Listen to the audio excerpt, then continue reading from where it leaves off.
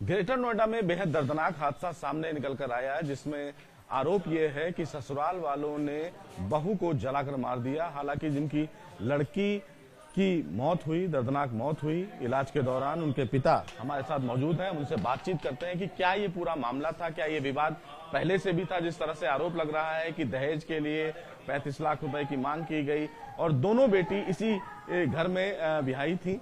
भाई साहब, क्या ये विवाद पूरा रहा?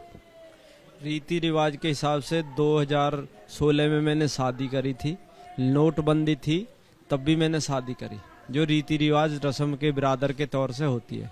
शादी में मैंने स्कॉर्पियो गाड़ी दी टॉप मॉडल, और जो कपड़े लत्ते होते हैं जो सामाजिक तौर से वो सारा दिया। ये हत्यारे हैं, इनको गोली लगनी चाहिए।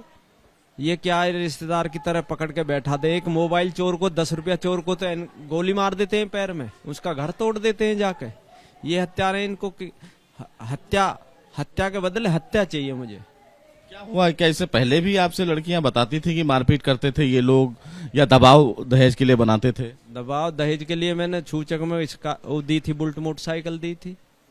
रीति रिवाज के हिसाब से मैंने शादी की थी। ये हत्यारे, इनको दंड मिलना ही चाहिए। पहले भी क्या इस तरह का मारपीट का कोई घटना आया आपके सामने?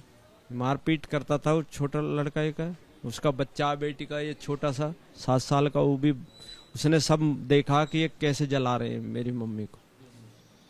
हत्यारे को सजा मिलनी चाहिए। ये आगा छोटा बच्चा, हत्यारे, इनको एनकाउंटर होना चाहिए साल इनको। शिकायत किया था इससे पहले लड़कियों ने आपसे या आपकी? समाज के तौर से हमने लड़की को ले आए थे जब ज्यादा तंग कर रहे थे, फिर समाज आई, समाज के तौर से हमने, फिर समाज ने जिम्मेवारी ली, हमने लड़की भेज दी। फिर वही टॉर्चर। कब लड़ाई हुई थी? ये लड़ाई हुई थी 11 महीने पहले। फिर रीति रिवाज के हिसाब से समाज के तौर समाज जिम्मेदारी ले लगी, हमने भेज दी बेटी। फिर उनको वही टॉर्चर करना, पाला। क्यों टॉर्चर करते थे, क्या वजह थी? वजह कुछ दहेज की मांग करते रहे। आप पर लगातार दबाव बनाते रहे? कि दहेज चाहिए, दहेज चाहिए। बिटियान का मैंने पार्लर का काम करवाया, उसमें से आधी कमाई लेते रहे। दारू पीना, अय्याशी करना, किसी लड़की के अवैध साथ संबंध थे, इसलिए बिटिया को तंग करते थे। उससे पहले आप लोगों ने पुलिस में शिकायत नहीं की? सामाजिक तौर से फैसला हो जावे, बिटिया चली जावे। सामाजिक तौर से पुलिस का तो कोई मैटर ही ना था।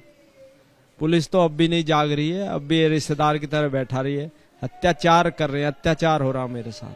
क्या चाहते हैं पुलिस से फिलहाल, अब क्या मांग है? तो ये चाहता हूँ एनकाउंटर हो जाए, एनकाउंटर हो, अरेस्टिंग हो, तो अरेस्टिंग, गोली मार के तो अरेस्टिंग हो गए।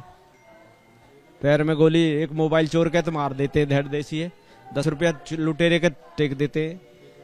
जिसकी बेटी गई है उसके जी को पूछो क्या हो रहा हमारे साथ। इसमें एक अरेस्टिंग तो हो गई है वो अरेस्टिंग नहीं मानता मैं, वो अरेस्टिंग नहीं है। ऐसे तो ला के बैठा लिया, ठीक है, वो अरेस्टिंग होती है। एक लुटेरे को तो धड़ देसी गोली मार देते हैं। 1 मिनट में 10 रुपया चोर को धड़ देसी गोली मार देंगे पैर में। सीधे तौर पर मांग यही है परिवार की, ये उनके पिता हैं, इनका दर्द तो फिलहाल कम नहीं किया जा सकता, लेकिन अब उम्मीद यही है कि इनको न्याय मिले। और यही ये मांग कर रहे हैं कि जिस तरह से इनकी बेटी की दर्दनाक मौत हुई है, ऐसे में अब पुलिस आरोपियों का एनकाउंटर करे, और ये अपने आप में इनकी एक मांग है। फिलहाल इस पूरे मामले में पुलिस ने 2 से 3 टीमें बनाई हैं तमाम आरोपियों को पकड़ने के लिए। एक गिरफ्तारी फिलहाल इस पूरे मामले में हुई है, बाकी लोगों की तलाश फिलहाल जारी है। लेकिन इस पूरे मामले में अब दिल्ली जो नोएडा पुलिस है वो जांच को लेकर आगे बढ़ रही है। देखना बेहद अहम होगा कि अब पुलिस जांच को लेकर आने वाले दिनों में क्या कुछ खुलासा करती है। वीडियो जर्नलिस्ट नवीस पांडे के साथ Sushil Pandey, ABP News, Greater Noida.